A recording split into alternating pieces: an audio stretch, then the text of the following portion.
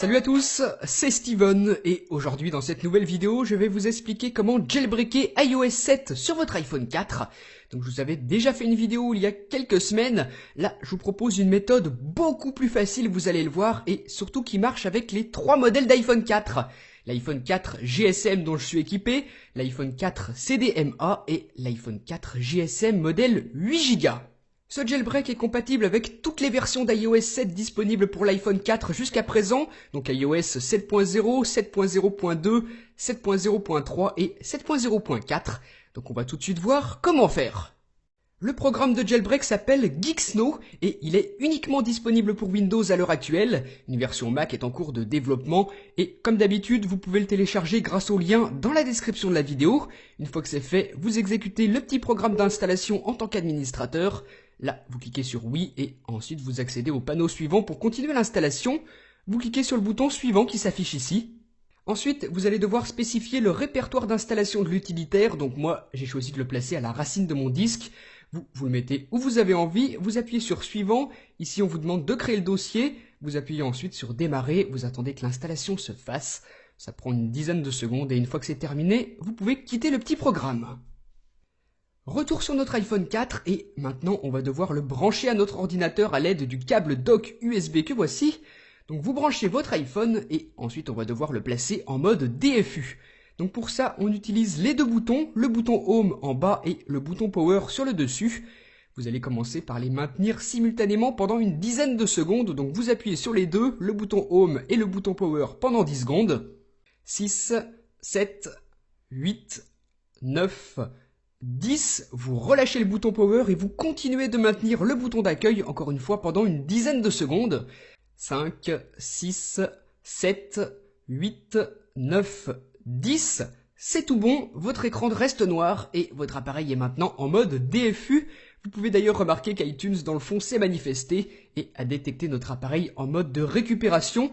Donc c'est tout à fait normal, vous laissez ça, vous pouvez même quitter iTunes. Retour sur l'ordinateur, le petit programme d'installation de tout à l'heure nous a donné un nouveau logiciel qui s'appelle Geeksno. Donc c'est celui-ci qui va nous permettre de faire ce jailbreak.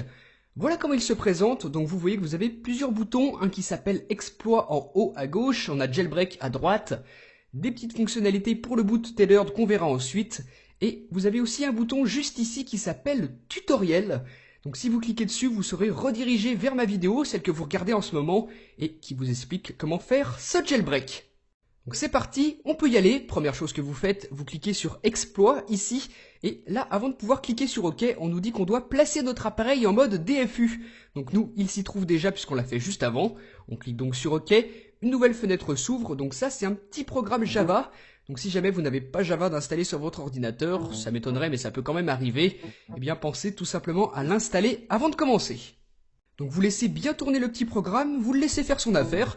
Ce qu'il va nous permettre en fait c'est d'avoir une connexion SSH sur notre appareil.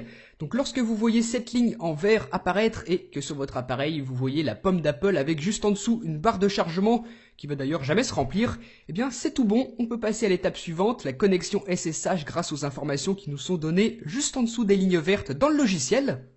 Maintenant, vous pouvez cliquer sur le bouton Jailbreak, une fenêtre apparaît et cette connexion va se faire automatiquement. Là, les différents disques se montent, les fichiers du jailbreak sont injectés dans votre appareil.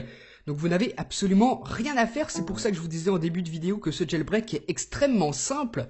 Vous avez simplement à appuyer sur les différents boutons. Donc ça, c'est fait et juste après, votre appareil va afficher le logo d'iTunes et le câble de chargement. Donc là, il se trouve en mode de récupération. C'est pas du tout gênant pour la suite du jailbreak où on va maintenant utiliser les boutons qui se trouvent ici pour faire un boot tailored. Donc là, vous voyez que vous avez les différentes versions d'iOS à chaque fois et 3 versions de l'iPhone 4. 3.1 qui correspond à l'iPhone 4 GSM, donc celui qu'on utilise en Europe.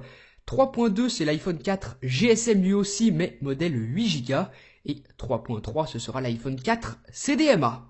Donc vous vous renseignez un petit peu, vous vous assurez bien de connaître la version de votre iPhone 4 avant de poursuivre, et au cas où vous commencez à avoir l'habitude, dans la description de la vidéo vous retrouvez tout ce dont vous avez besoin. Donc moi c'est le 3.1 iOS 7.0.4, je clique donc sur ce bouton, et là vous voyez qu'une fois de plus, comme tout à l'heure, on a cette petite fenêtre qui apparaît où avant de pouvoir cliquer sur le bouton OK, on doit placer notre appareil en mode DFU. Donc c'est ce que je vais faire, la méthode est exactement la même que celle que je vous ai montrée tout à l'heure. Vous allez maintenir pendant 10 secondes les deux boutons simultanément, donc le bouton Home en bas et le bouton Power juste au-dessus. Donc vous appuyez sur les deux pendant une dizaine de secondes, hein, c'est à peu près ça. Vous gardez bien les deux appuyés. Et une fois que les 10 premières secondes sont terminées, vous continuez de maintenir le bouton du bas, le bouton Home, pendant encore une fois 10 secondes supplémentaires.